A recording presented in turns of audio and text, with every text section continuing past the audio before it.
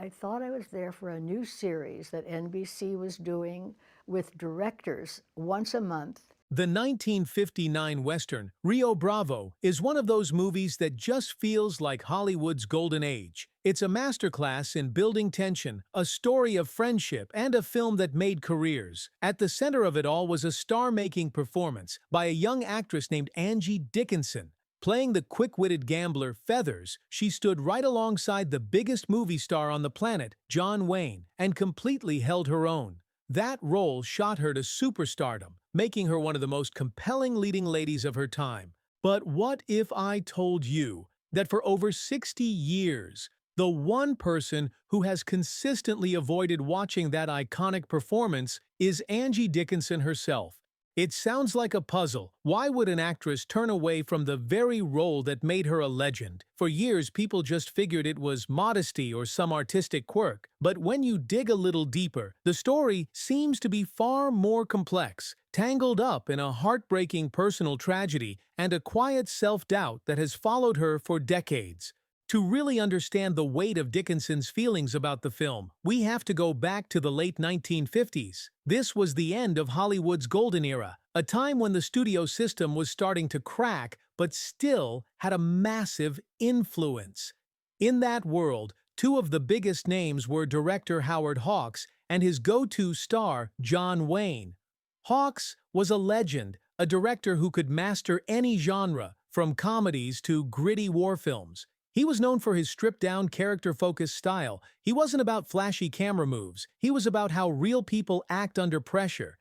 And then there was the Duke. By 1958, John Wayne was more than a movie star. He was an American icon. Just having his name on a poster could make a film a hit. But after the massive success of The Searchers in 1956, a few of his follow-up films hadn't done as well. At 51 years old, Wayne was reportedly starting to worry if he was getting too old to be a romantic lead. Rio Bravo was built to be something different. It was Hawks and Wayne's direct answer to a film they both famously hated, 1952's High Noon. They couldn't stand the story of a sheriff who runs around town begging for help. Their sheriff, John T. Chance, would be the exact opposite. A man so dedicated to his duty that he turns down help from anyone he doesn't think is good enough. He'd be surrounded by a small, flawed, but fiercely loyal crew, a drunk deputy looking for a second chance, a grumpy old jailer, and a fast-drawing young gunfighter. Into this world of Hollywood titans and tough guy machismo walked Angeline Brown from Culm, North Dakota, the actress we all know as Angie Dickinson. She wasn't a total newcomer. She'd been working her way through TV shows and smaller movies all through the 50s.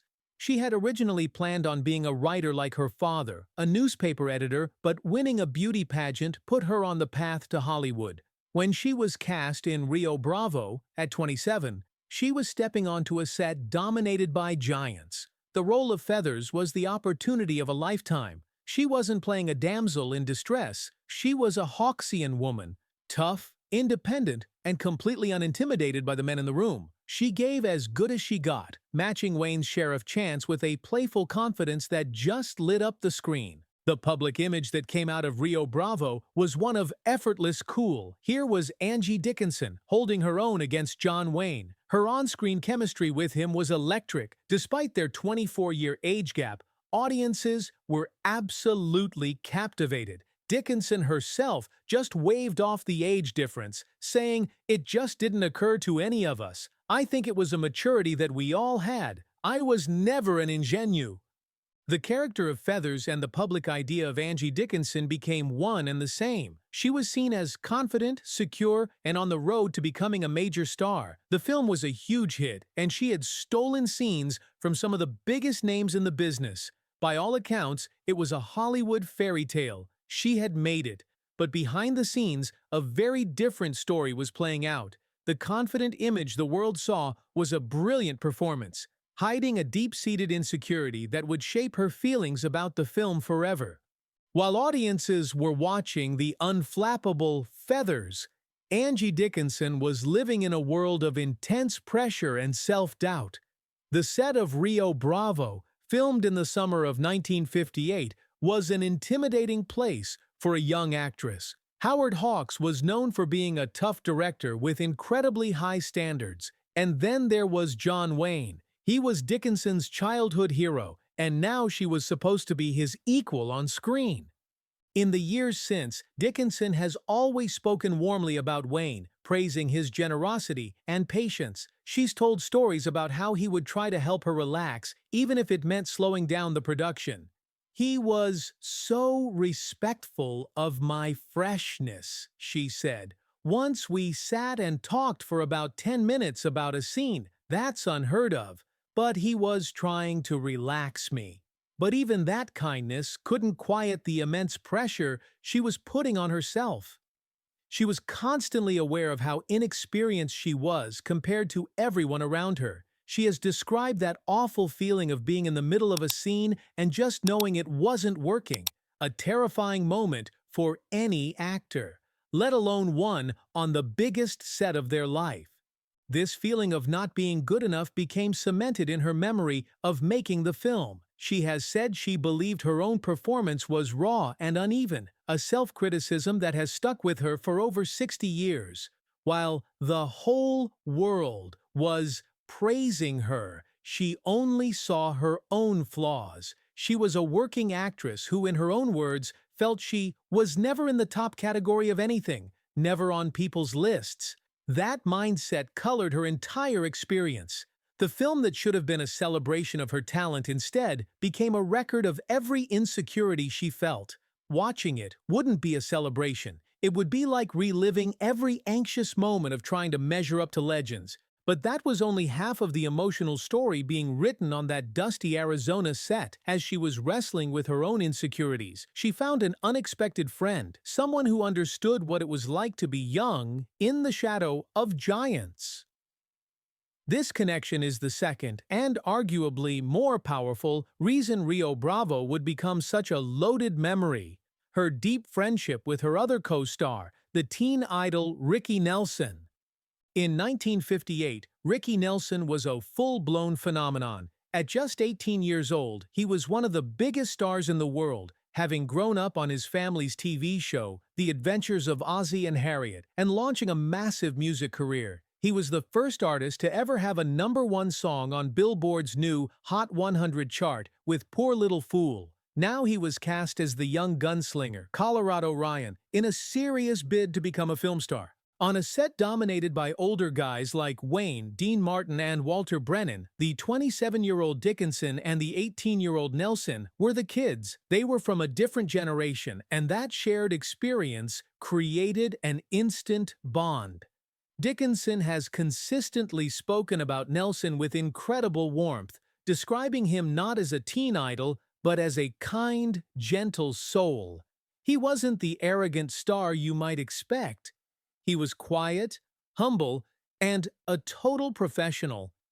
Dickinson remembered being surprised by how he carried himself. He acted more like a student of acting than a celebrity, listening intently to the director and spending his downtime quietly strumming his guitar.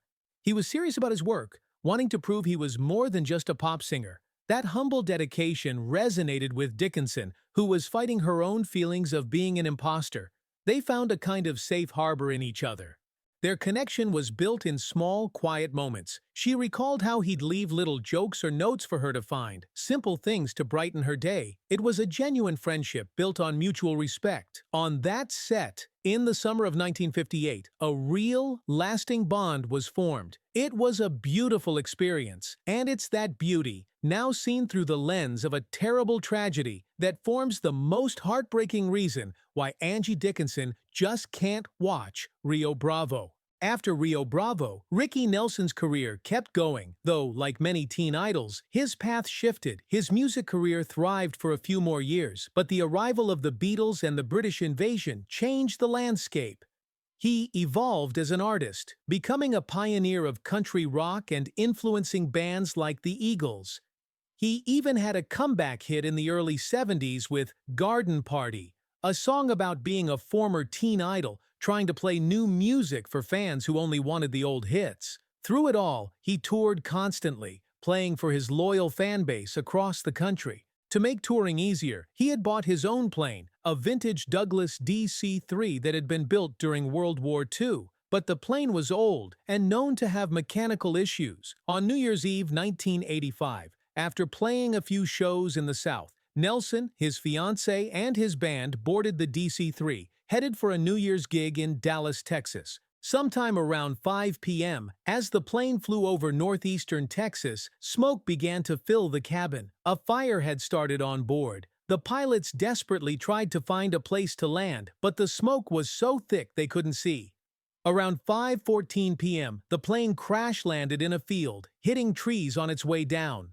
The two pilots escaped through the cockpit windows, but the fire had completely consumed the rest of the plane.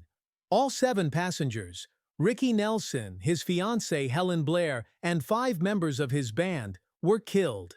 Ricky Nelson was just 45 years old.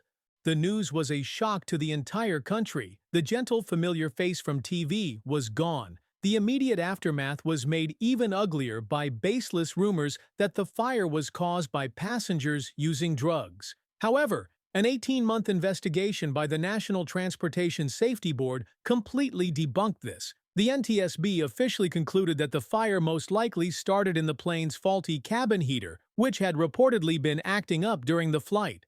For Angie Dickinson, the news of the crash was devastating. The tragedy seems to have transformed Rio Bravo in her mind. It was no longer just a movie. It was now a time capsule. The film had captured her friend Ricky Nelson, forever 18 years old, full of life and hope, strumming a guitar with his whole future ahead of him. To watch the film now would be to watch a ghost. The memory of their shared experience, the quiet friendship they formed as the 2 youngest people on set, was now forever linked to the horror of his death. The movie became a painful reminder not just of a friend, but of a life cut short. Every scene he was in would be an echo of that loss. The happy memories from the set were now overshadowed by a deep, permanent sadness. The film she may have first avoided because of her own insecurities was now a film she had to avoid because of an unbearable grief. And so, we get to the heart of this decades-long story. For Angie Dickinson, watching Rio Bravo isn't just a nostalgic look at her breakout role. It appears to be a painful journey back to a time marked by both youthful anxiety and a profound, tragic loss. The 2 threads are woven together so tightly that they've become a single, powerful reason to look away.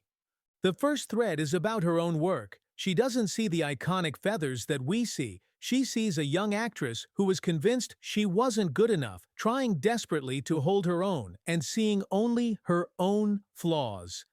It's the kind of self-doubt that many artists feel, just preserved forever on film. The second, and much heavier thread is one of deep, personal grief. She doesn't see the character Colorado Ryan, she sees the ghost of her friend Ricky Nelson, the kind, humble 18-year-old she bonded with. She sees him frozen in time, full of promise, and knows the awful fate that was waiting for him years later. The film is a memorial, and watching it would be like attending the funeral for her friend all over again. When you combine these 2 powerful emotional currents, her reluctance to watch the film becomes not just understandable, but deeply human. Rio Bravo seems to represent the exact point where her greatest professional anxieties and one of her most personal sorrows meet. To press play would be to willingly dive into a sea of difficult, painful emotions. It's a testament to the power of that time in her life that, even after more than 60 years, the memories remain too vivid and the pain too close to the surface. It's a powerful reminder that some of our greatest triumphs are forever tied to our deepest tragedies, and that behind the immortal images of Hollywood, there are real, fragile human hearts. What are your thoughts on this hidden chapter of Angie Dickinson's life? Does knowing this story change the way you see Rio Bravo? Let us know down in the comments. And for more untold stories from Hollywood's golden age, make sure to like this video and subscribe.